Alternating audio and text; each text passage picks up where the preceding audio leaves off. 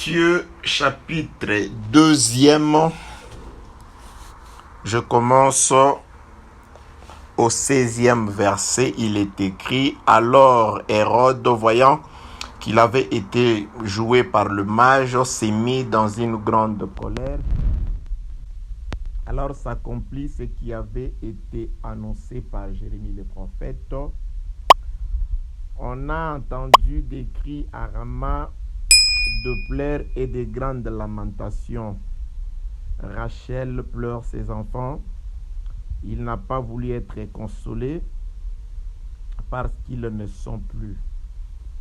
Quand Hérode fut mort, voici un ange du Seigneur apparut en songe à Joseph en Égypte et dit: lève-toi, prends le petit enfant et sa mère et va dans le pays d'Israël, car ceux qui en voulaient à la vie du petit enfant sont morts.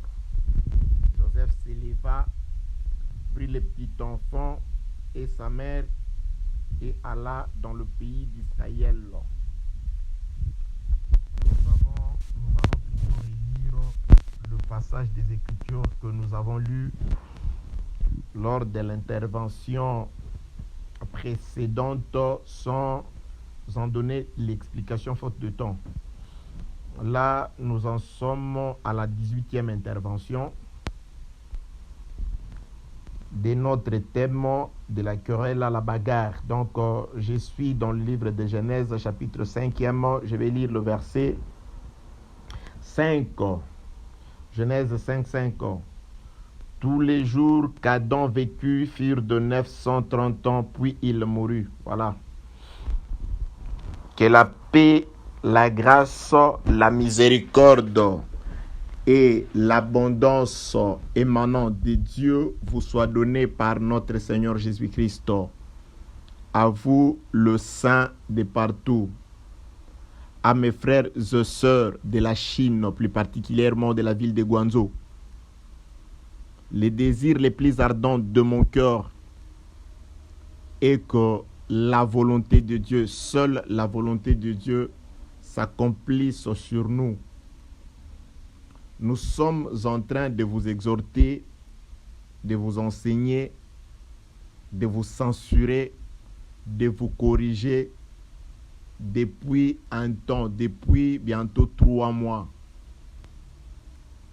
3 mois, il y a de cela, que Dieu nous a mis à cœur cette pensée de pouvoir rester dans la communion avec vous, mes frères de partout, plus particulièrement avec vous, les frères et sœurs de la Chine, par l'évangile au moyen des réseaux sociaux.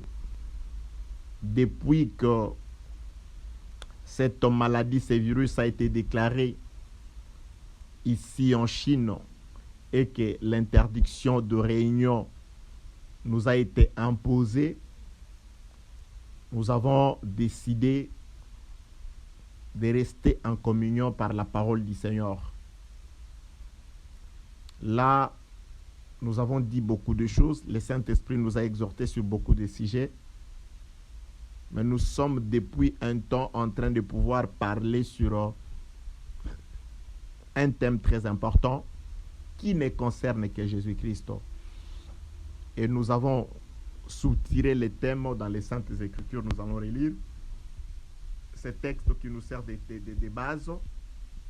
C'est dans le livre d'Exode, chapitre 19e et 21 plutôt, Exode chapitre 21, les versets 18 et 19, il est écrit: si des hommes se querellent et que l'un d'eux frappe l'autre avec une pierre ou avec le poing, sans causer sa mort, mais en l'obligeant à garder les lits, celui qui aura frappé ne sera point puni. Dans les cas où l'autre viendrait à se lever et à se promener dehors avec son bâton, seulement il les dédommagera de son interruption de travail et il le fera soigner jusqu'à sa guérison. Voilà le thème, c'est de la querelle à la bagarre. Nous avons compris que les deux hommes dont il s'agit dans les Écritures, c'est Dieu et Adam. Dieu et Adam sont en querelle ou étaient en querelle. La cause de la querelle, nous l'avons toujours expliqué à travers les Écritures, c'était la désobéissance d'Adam. Lorsque Adam a désobéi à Dieu en ne respectant pas la parole qui lui a été donnée par l'Éternel, son Dieu et son Créateur, la Bible déclare que Dieu s'est séparé de l'homme, il l'a chassé. Ainsi, une querelle s'est installée entre Dieu et l'homme. Nous l'avons expliqué de plusieurs façons, de plusieurs manières par le Saintes Écritures. Je vais juste appeler à celui qui ne peut écouter que cet audio de pouvoir en tout cas rechercher les audios précédents. Il y en a plus de 17 je crois, ou 18, 19 voire même. Je crois que ça ne manquera pas de pouvoir apporter une certaine pierre d'édification dans votre vie. Voilà, bien-aimés dans le Seigneur, nous avons compris que la désobéissance d'Adam a installé une querelle entre Dieu, ou a fait éclater une querelle entre Dieu et l'homme. La période de la querelle est partie depuis la désobéissance, c'est-à-dire au jardin d'Éden, jusqu'à la bagarre, parce que la Bible déclare les deux hommes qui se querellent en arrivent à se bagarrer. Donc la bagarre où l'un frappe l'autre utilisant le poing ou la pierre a éclaté à la croix. À la croix, c'était la bagarre entre Dieu et Adam. C'est pourquoi nous l'avons montré par les Écritures que celui qui a été frappé à Golgotha, c'est Adam. C'est pourquoi le frère Paul aussi, quand il s'adresse au peuple de Corinthe, 1 Corinthiens chapitre 15, il identifie Jésus-Christ comme Adam, le second et le dernier. Ça veut tout simplement dire Dieu qui est venu dans la chair, l'Esprit Saint dans un corps, dans le but de pouvoir recevoir le châtiment réservé à l'homme. Donc, à la croix, Dieu a frappé Adam dans le corps de notre Seigneur Jésus-Christ.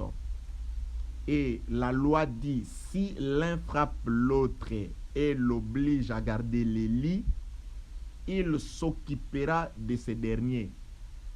Il le fera soigner jusqu'à sa guérison. C'est ce que nous sommes en train d'étudier pendant tout ce temps. L'homme a péché à Golgotha, plutôt au jardin. Une querelle, des disputes se sont installées entre l'homme et Dieu. À la croix, la Bible déclare, quelqu'un a été frappé. Lorsque ce dernier a été frappé, c'est-à-dire Jésus-Christ, Dieu qui était en querelle avec l'homme va s'apaiser. Dieu va se débarrasser de sa colère contre l'homme. Il le devient compatissant, c'est-à-dire il est dans l'obligation de pouvoir soigner l'homme. Jésus-Christ a été frappé à la croix. C'est le corps de Jésus-Christ qui est l'Église qui est en train d'être soigné sur un lit. Et les Écritures rapportent que pendant que l'homme est soigné sur le lit, il est exempt de tout travaux, c'est-à-dire il ne travaille pas. C'est à partir de là que les autres Écritures nous ont appelé Lévitique chapitre 23e du 1er au 5e verset, où Dieu dit à l'homme de travailler pendant 6 jours et de ne pas travailler le 7e jour. Donc le seul jour où l'homme était interdit de travailler, c'était le sabbat qui est le 7e jour.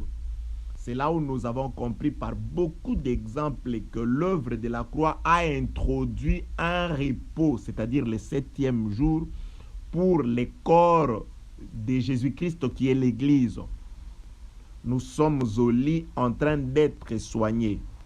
Et la bonne nouvelle pour nous qui sommes le membre du corps de Jésus-Christ est qu'on ne nous soignera pas seulement de manière fantaisiste comme le font certains médecins ou le médecin naturel et normal qui parfois disent non, s'adressant à la famille d'un patient, d'un malade, ils peuvent dire non, voilà, Nous vous suggérons tout simplement de ne plus gaspiller votre argent pour votre frère, pour votre parent, car ce cas est un cas désespéré. Normalement, il ne lui reste que très peu de temps. Nous vous suggérons tout simplement de pouvoir épargner votre argent. Il finira par mourir parce que cette maladie est incurable. Il n'existe aucune thérapie contre cette maladie-là. Ça, ce sont les médecins du monde. Vous vous êtes présenté avec votre frère un peu trop tard. Si c'était avant que la maladie n'atteigne le poumon, avant que la maladie n'atteigne le cœur, avant que la tumeur, avant que le cancer, avant que le virus, voilà ce que disent les médecins.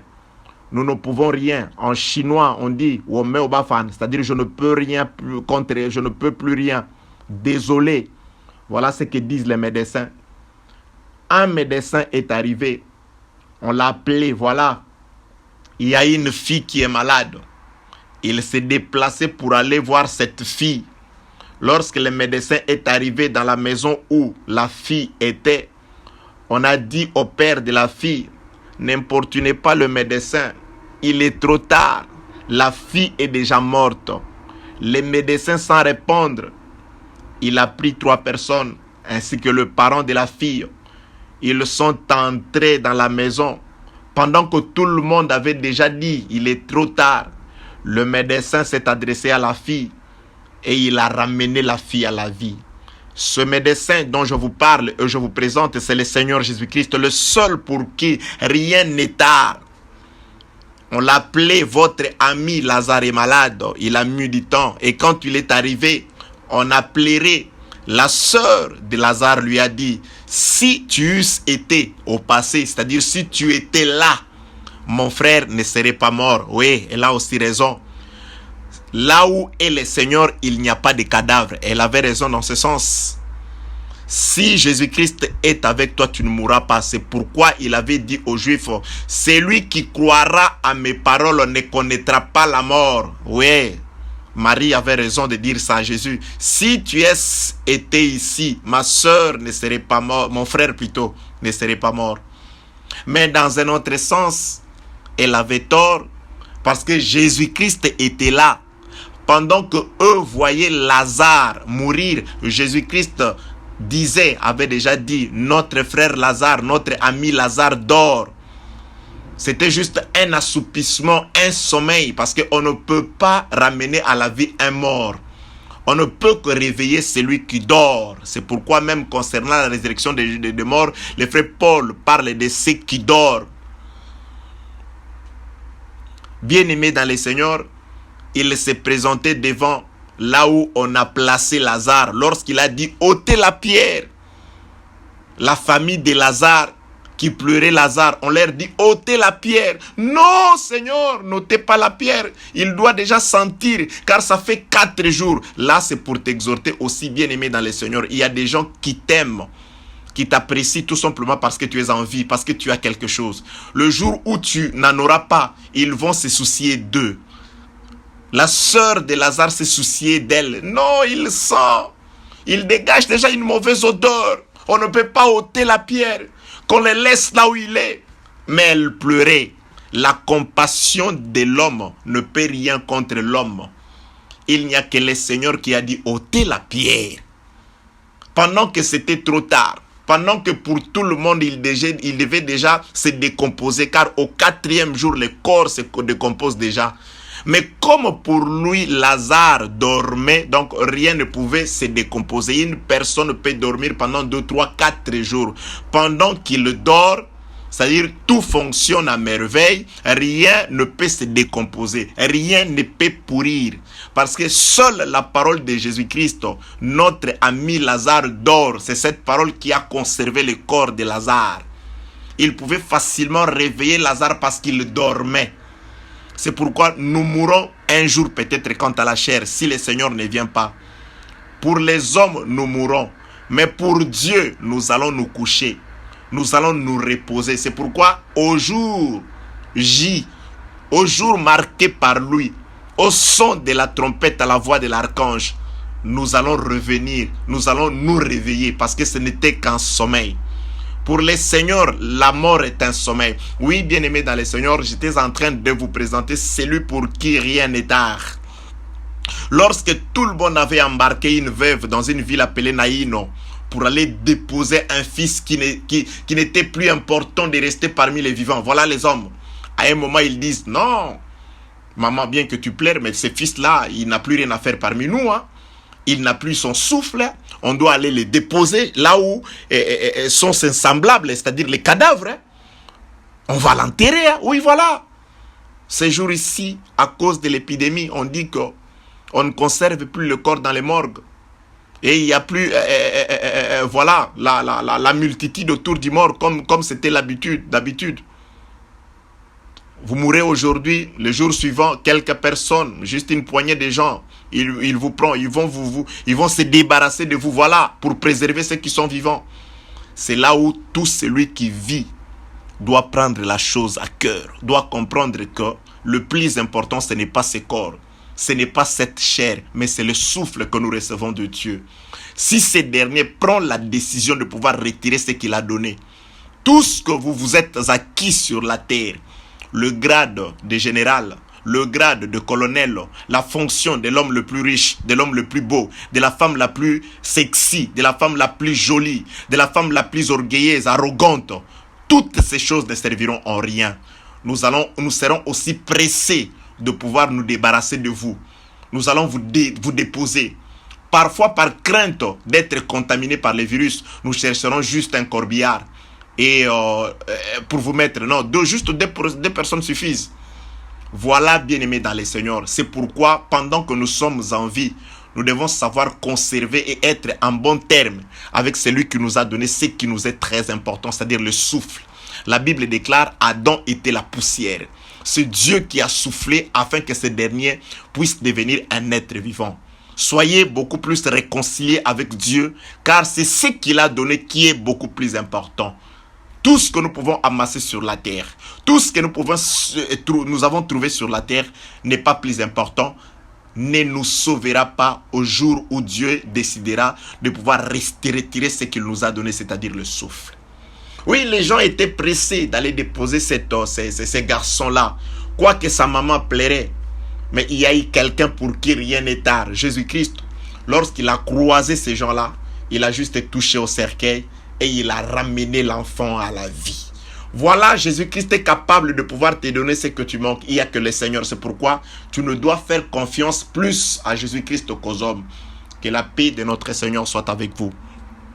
Bien-aimés dans le Seigneur, l'homme est sur les lits. La Bible déclare, il est soigné jusqu'à sa guérison. C'est-à-dire, Dieu prendra soin de nous. Dieu veillera à ce que nous soyons soignés, que nous puissions arriver à la guérison par rapport, je dis d'abord à toutes les infirmités de la chair et surtout à l'infirmité de l'âme qui est le péché.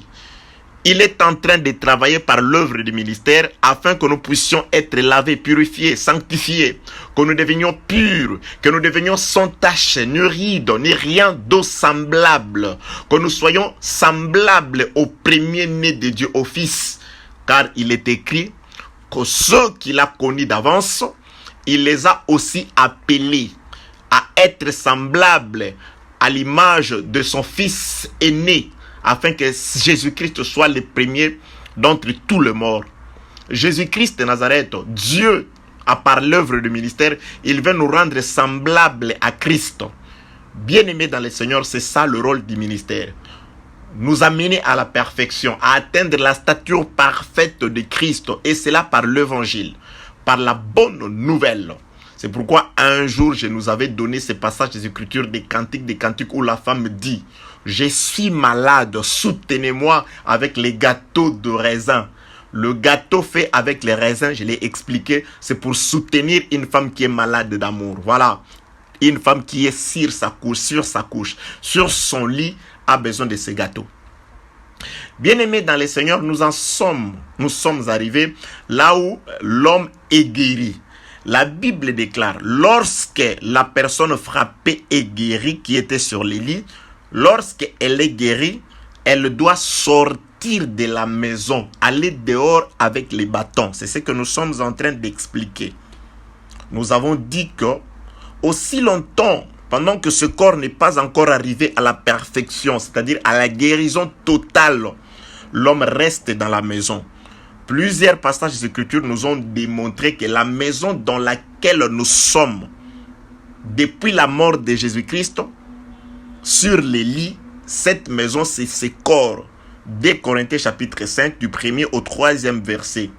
Si ce corps, si cette tente dans laquelle nous vivons est détruite, nous avons auprès de Dieu un domicile céleste, dit le Saint-Esprit par le frère Paul. Donc nous sommes dans un corps, nous sommes pèlerins dans ce corps ici. Un jour, nous sortirons de ce corps. Nous abandonnerons ce corps. C'est pourquoi par le Saint-Esprit, nous sommes partis par comprendre ceci. Israël, de sa sortie de l'Égypte jusqu'à son entrée dans la terre promise, plusieurs personnes sont mortes, mais entre autres, 2 personnalités importantes sont mortes. Ce sont 2 rois qui sont morts. Le premier roi est mort à la traversée de la mer Rouge. Lorsqu'il traverse la mer Rouge, un roi est mort. Le roi qui est mort, c'était Pharaon. Pharaon était celui qui régnait et sur Israël et sur l'Égypte pendant qu'Israël séjournait encore sur le territoire égyptien. Pharaon était le seul souverain. Le premier roi d'Israël est mort lorsqu'ils ont traversé la mer Rouge. Un roi y est resté. Pharaon est mort. Ils sont entrés au désert que j'avais expliqué comme étant une ville de refuge. Parce qu'au désert, les Égyptiens ne pouvaient plus le mater. Les Égyptiens ne pouvaient plus les atteindre. Les Égyptiens ne pouvaient plus les dominer. Les Égyptiens ne pouvaient plus leur imposer les corvées qui pesaient sur eux pendant qu'ils étaient encore sur le territoire égyptien. Je m'excuse, bien-aimé. Voilà, bien-aimé dans le Seigneur, lorsque un roi, le premier roi d'Israël, qui était Pharaon, est mort, Israël change de territoire. Il entre dans une ville de refuge.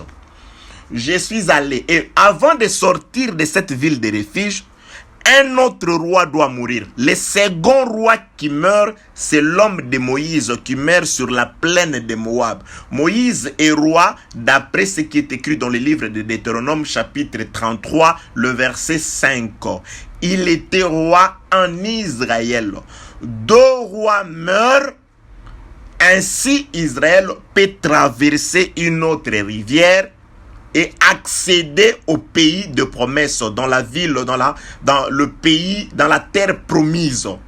Donc, il n'y a pas de terre promise si le 2 rois ne meurent pas. Le frère Paul dit ceci: ces choses leur sont arrivées pour nous servir d'exemple. Ce sont des exemples pour nous.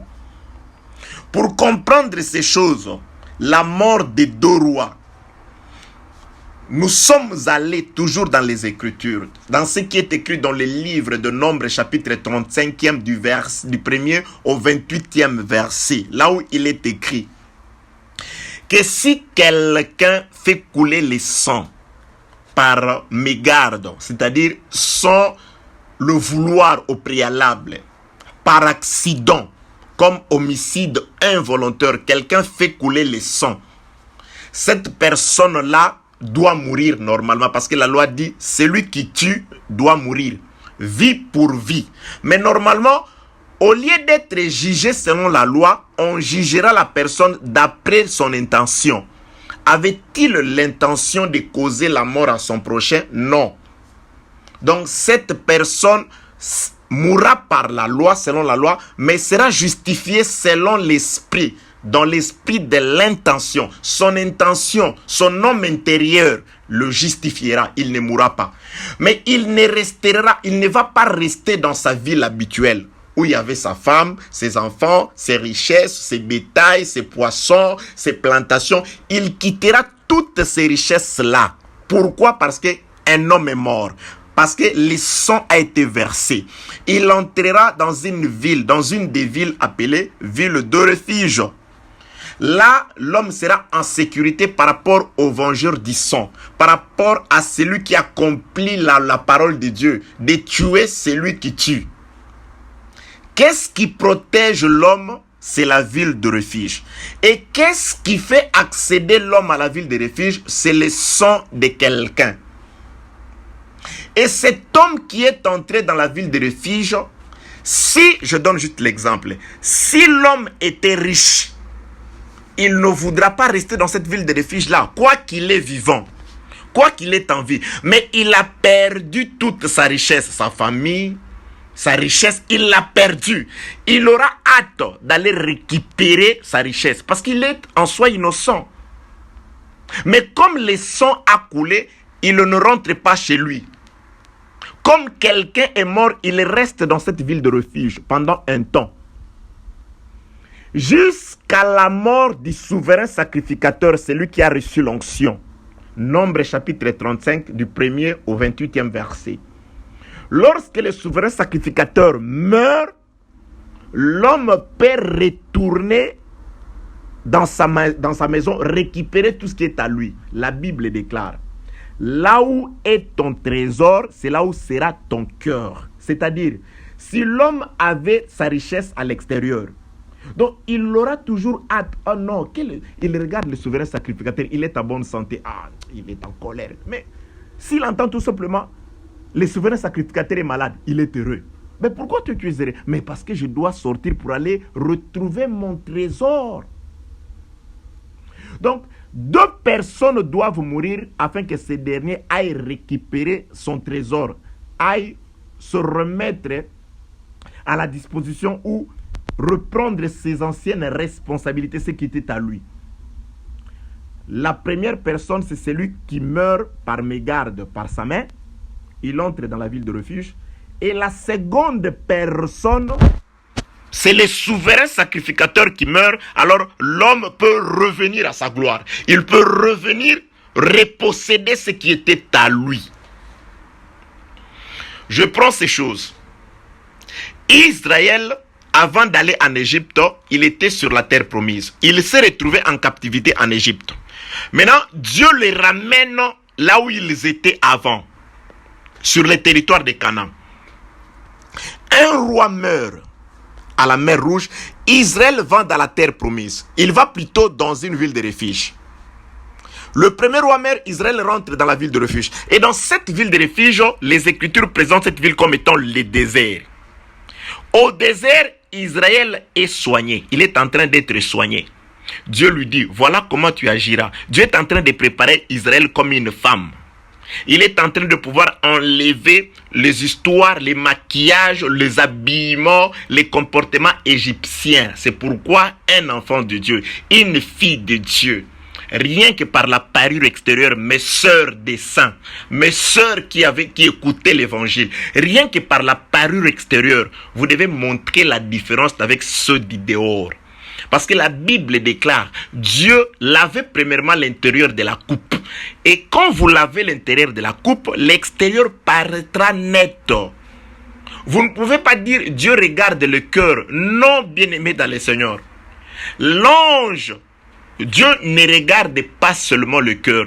L'extérieur, c'est-à-dire l'amour, la parole dans le cœur doit se refléter à l'extérieur, bien-aimé dans le Seigneur. Voilà. Israël, lorsque le premier roi meurt, Pharaon tombe, leur ancien roi tombe, Israël rentre au désert où il y a le sanctuaire de Dieu, c'est-à-dire Sinaï, que les Écritures appellent le sanctuaire, où Israël doit recevoir la loi. Le psalmiste dit, la loi qui est la lumière de l'homme, où Dieu est en train de tailler Israël, de lui donner une forme à son goût. Voilà comment vous m'offrirez des sacrifices, voilà comment vous ferez, voilà comment, c'est-à-dire tous les comportements d'Israël se définissent au désert. Voilà comment vous agirez lorsque vous entrerez. Voilà ce que vous ferez. Voilà les fêtes que vous organiserez. C'est-à-dire Dieu est en train de parer Israël. Il est en train de le préparer. Il est en train de le façonner à son goût. Pourquoi? Parce qu'un roi est mort à la mer Rouge. Les frères Paul définissent la traversée de la mer Rouge comme étant les baptêmes. Par le baptême d'Israël, par Moïse, un roi est mort. Je rentre repositionner les choses d'après Exode chapitre 21, versets 18 et 19. Il y eut querelle, mésentente entre l'homme et Dieu. Un homme est mort et frappé à la croix, c'est-à-dire, c'est ça la mort de Jésus-Christ. C'est ça aussi la mer Rouge où Pharaon tombe, les corps de la chair tombent. L'homme entre au lit. Il ne travaille pas. Israël aussi, après la mort de Pharaon, il rentre au désert où il ne travaille pas. Parce que qu'est-ce qu'il va travailler? Parce qu'en désert, on ne fait pas de champs. En désert, on ne peut élever rien. C'est Dieu qui les nourrit par la manne. C'est Dieu qui leur donne même à boire. C'est ça le temps où l'église est en train de passer. Mais au désert, Israël était, de même qu'Israël était façonné au désert, l'homme sur les lits aussi est en train d'être soigné. Voyez? Nous aussi, Christ est mort à la croix. Lorsqu'il est mort à la croix, l'église a commencé sa marche. Nous sommes sur un lit. Nous sommes en train d'être soignés par l'œuvre du ministère.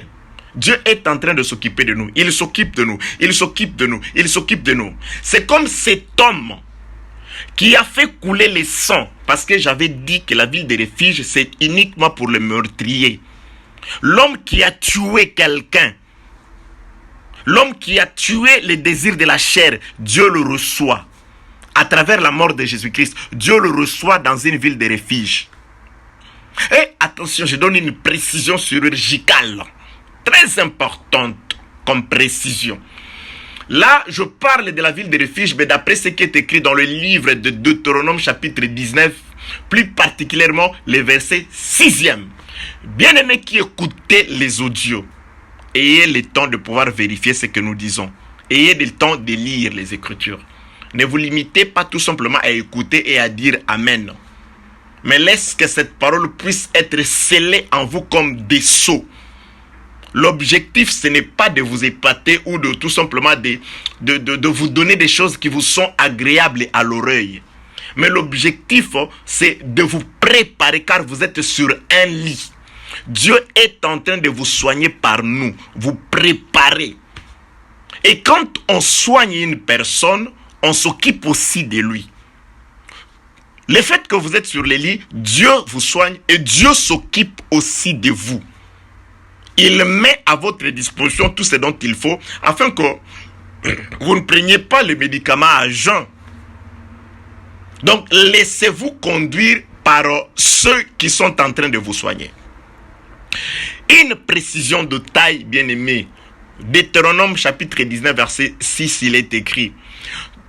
Si la personne qui a fait couler le sang, qui a tué involontairement, est en train de fuir, Dieu donne une précision. La ville de refuge ne doit pas être éloignée. Ah, voilà la raison pour laquelle Dieu a fait qu'il n'y ait pas seulement une ville de refuge. Il y en avait 6 éparpillées sur tous les territoires israélites ou israéliens. L'objectif était qu'il n'y ait pas une grande distance. Je suis en train, là j'insiste, qu'il n'y ait pas une grande distance entre la ville de refuge et le meurtrier. Et celui qui a tué involontairement. Si la distance est éloignée, disent les Écritures, la personne peut se fatiguer quand il est en train de courir et être rattrapé avant d'atteindre la ville de refuge et être mis à mort par les vengeurs du sang. Pour éviter ces accidents, les villes de refuge ont été rapprochées des agglomérations, des villes des hommes. Si la ville de refuge est trop éloignée, l'homme se fatiguera quand tu le courras parce que tu dois courir, c'est une course. Chers prédicateurs, rapprochez les villes de refuge des hommes. Dieu l'a fait. Il était au ciel, l'homme sur la terre. L'homme ne pouvait être sauvé parce que la distance était trop éloignée. Il l'a dit par Ésaïe chapitre 55. Mes pensées sont éloignées des vôtres, comme les cieux sont éloignés de vos têtes. Le ciel était trop éloigné de nos têtes. Ainsi, le pensée de Dieu n'était pas nos pensées. Bien-aimés, ne ramenez pas cette écriture aujourd'hui. C'est une écriture du passé, avant que le ciel ne descende sur la terre. Le moment où je vous parle, le ciel est en train de marcher sur la terre. Car c'est que Dieu a créé au commencement. Écoutez ce que Jésus dit aux Juifs. Au commencement, il n'en était pas ainsi. Au commencement, le ciel et la terre étaient ensemble. C'est Jérémie qui va te dire quand est-ce que le ciel a quitté la terre. Le ciel a quitté la terre à cause du péché. Et lorsque le ciel et leur lumière ont quitté la terre, c'est alors que la terre devint informe et vide. La terre reçoit la forme et est rempli lorsque le ciel et sa lumière revient. Le ciel, c'est un homme, c'est le modèle. C'est pourquoi Jésus-Christ dit que ta volonté soit faite sur la terre comme au ciel. Donc la volonté qui est faite sur la terre doit être de la façon dont elle a été exécutée au ciel. Jésus-Christ sur la terre, c'est tout le ciel qui est descendu sur la terre. C'est le ciel qui a visité la terre. Avant la venue de Jésus-Christ, avant l'œuvre du Saint-Esprit, Dieu était trop éloigné. Il était éloigné des hommes. Il y avait une grande distance. Ainsi, le pensée de Dieu n'était pas la pensée de l'homme. Lorsque Dieu disait, tu n'auras pas des espèces de semences dans un seul champ, il a dit, mais la pensée de l'homme était les champs naturels et on interdisait aux gens de ne pas s'aimer des espèces de semences. Ça, c'est la façon dont l'homme comprenait. Mais ce n'était pas ça la pensée de Dieu. C'était la parole de Dieu, mais pas la pensée de Dieu. Lorsque Dieu décide de descendre le ciel sur la terre, le Saint-Esprit descend pour habiter la terre. Emmanuel, Dieu vient marcher comme un homme. Le frère Paul explique que maintenant la pensée de Dieu c'est notre pensée, car l'église c'est l'expression de la pensée de Dieu. Ne savez-vous pas que vous êtes les champs de Dieu? Et la sémence c'est la parole. Donc dans l'église on ne peut trouver que la pensée de Dieu, la sémence du mari, de l'époux, et non la pensée de Blanchard. Voilà. Là, je suis allé juste pour expliquer que nous sommes au temps où Ésaïe 55 n'est plus d'actualité. Dans l'église, le ciel n'est plus éloigné de la tête. Mais dans l'église, le ciel est descendu au milieu des hommes. Dans l'église, la pensée de Dieu, c'est la pensée de l'homme. Attention, bien-aimés dans les Seigneurs, quand vous répétez les Écritures. Attention. Nous devons exprimer la pensée de Dieu. C'est pourquoi nous devons être taillés, nous devons être formés, créés à l'image et à la ressemblance de Dieu. Si on doit connaître la pensée, la sagesse de Dieu, c'est dans l'église. Que la paix de notre Seigneur soit avec vous. J'étais en train de dire ceci. On a fait que les villes ou la ville de refuge ne soient pas éloignées du meurtrier, de peur qu'on ne puisse les rattraper en cours de chemin. Prédicateurs, quand nous présentons Christ, quand nous présentons l'évangile, rapprochons Christ de gens. Au lieu de nous rapprocher nous-mêmes, il y a une maladie de type terrible. Ça, c'est le type D. Les gens type D. Type. Le type, ce n'est pas la révélation. Le type, c'est juste une clé qui vient faire asseoir Christ, la pensée de Christ quelque part.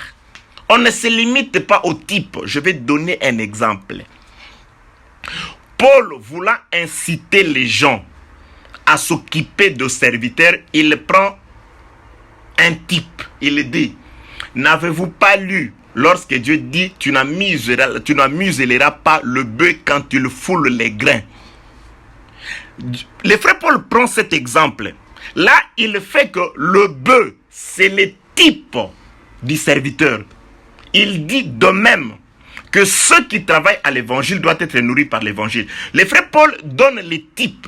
Il typifie le bœuf au serviteur. Mais il ne se limite pas là. Ce n'est pas la pensée définitive du frère Paul. La pensée, c'est de pouvoir... C'est-à-dire, il y a un enseignement qu'il veut donner. Le type, c'est une clé. Il voulait faire asseoir l'enseignement selon lequel l'Église doit prendre soin de ceux qui les conduisent, de ceux qui lui apportent la parole. Il a juste pris ces types-là. On se limite toujours, ce type de. Il y a même quelqu'un qui va dire, voilà, Jésus-Christ, c'est le type d'Abraham, exemple. Jésus, c'est le type d'Abraham. Jésus, c'est le type d'Abraham. Est-ce que les gens comprennent même ce qu'ils disent? Jésus, c'est le type de Joseph. Jésus, c'est le type de Joseph. Ou c'est Joseph qui était le type de Jésus? Ou c'est Abraham qui était le type de Jésus?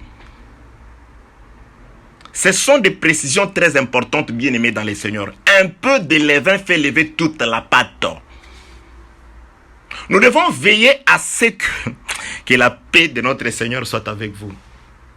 Ok, je voulais dire ceci. Les villes de refuge ne doivent pas être trop éloignées. On doit les abaisser. C'est ainsi que Dieu a fait abaisser le ciel, qui est la véritable ville de refuge. Jésus-Christ est sur la terre à travers l'enseignement. Nous devons présenter la parole dans laquelle le peuple doit trouver son refuge. Que la paix de notre Seigneur soit avec vous. On vérifie le temps, il ne nous en reste plus beaucoup. Voilà, parce que sachez et retenez qu'on ne doit pas en tout cas dépasser 50 minutes parce que il y a de nos frères qui utilisent une application et qui ne peut pas recevoir un message au-delà de 50 minutes. Voilà, raison pour laquelle on se limite parfois. Il nous est déjà arrivé d'aller au-delà de 1 heure et cette fois-là, vous aviez en tout cas sacrifié ceux qui sont sur WeChat, une application chinoise aussi importante. Voilà. Bien-aimés dans les seigneurs, écoutez. Pourquoi 2 rois doivent-ils mourir avant que l'homme n'atteigne la terre promise? L'homme est frappé. Il est frappé, c'est l'œuvre de la croix. Son corps entre sur un lit, c'est le temps de l'église. Et cet homme ne peut pas aller dehors s'il ne sort de la maison. Sortir de la maison, c'est aussi la mort de notre roi. C'est-à-dire, c'est le dépouillement du corps de la chair. Ce corps n'héritera pas le royaume de cieux. Il doit être détruit. C'est ce que la Bible déclare. Cet homme-là doit sortir de la maison. Le frère Paul dit, si la tente dans laquelle nous vivons est détruite, donc ce corps sera détruit. C'est ça la mort du second roi. Je m'explique. Le trésor de l'homme, c'est au ciel. Il est venu sur la terre, Jésus-Christ est mort, nous sommes entrés dans la ville de refuge. Et dans la ville de refuge, nous attendons une autre mort avant de retourner récupérer notre trésor qui est au ciel, auprès de notre Dieu. Les souverains sacrificateurs mouraient et l'homme rentrait dans sa patrie. Donc, les corps dans lesquels nous vivons doivent être détruits avant que nous puissions rentrer au ciel. Jésus-Christ est sur le territoire israélite. Hérode, qui est un roi, en veut à sa vie. Il vient pour chasser Jésus-Christ. Il n'atteint pas Jésus-Christ, mais il y a les sangs qui coulent. Il y a les enfants qui sont morts. Plusieurs enfants sont morts. Tout autour d'une date. Les enfants sont morts, c'est-à-dire le sang a coulé. Jésus-Christ est sorti. Il a quitté le territoire israélite. Il est allé en Égypte. Comme Jésus-Christ est un juif, il doit rentrer. Mais il ne rentre pas avant qu'on ne lui dise qu'un roi est mort. On lui annonce la mort. Ça, c'est la lecture que nous avons fait. On lui annonce la mort d'Hérode. C'est alors que le père prend le fils, il rentre. Donc, il y a 2 types de sang qui coulent. Le premier sang, Jésus-Christ s'en va en Égypte. Quelqu'un meurt, Jésus-Christ rentre sur son territoire. C'est aussi... Nous aussi bien-aimés dans les seigneurs. Voilà, je m'en vais expliquer aussi. Pourquoi je donne l'explication? Pourquoi ces choses doivent arriver ainsi? C'est tout simplement parce que notre premier parent est aussi mort 2 fois. Dieu a dit à Adam, les jours où tu mangeras de ces fruits, attention, pas les fruits de la vie et de la mort, mais les fruits qui donnent la connaissance de la vie et de la mort, du bien et du mal. C'est ce que je vais dire. La connaissance du bien et du mal. Le jour où tu en mangeras, tu mourras. Mais physiquement, comme ça, selon les paroles littérales de Dieu à Adam, physiquement, le même jour, Adam n'est pas mort. Physiquement, Adam n'est pas mort. Mais comme Dieu n'est pas un menteur, Dieu parlait de l'âme de l'homme. Car le jour où nous péchons, nous mourrons. Le péché tue l'âme. Ceux qui vivent dans les péchés sont morts. Leur âme est morte. C'est pourquoi lorsque Christ vient dans leur vie, on parle de la résurrection en eux. La parole vient ressusciter les morts. Donc ce jour-là, Adam est mort. La première partie d'Adam est morte. C'était l'âme d'Adam est morte ce jour-là. Mais physiquement, Adam est resté jusqu'à 930 ans. Lorsqu'il a accompli 930 ans, Adam est encore mort. La chair est morte. C'est-à-dire il y a des hommes qui mourront 2 fois. Ils n'aiment pas le Seigneur, ils vivent dans les péchés, c'est déjà des morts spirituels. Et les jours où ils mourront, ils vont vraiment mourir encore quant à la chair. Adam est mort 2 fois et il doit être ressuscité 2 fois.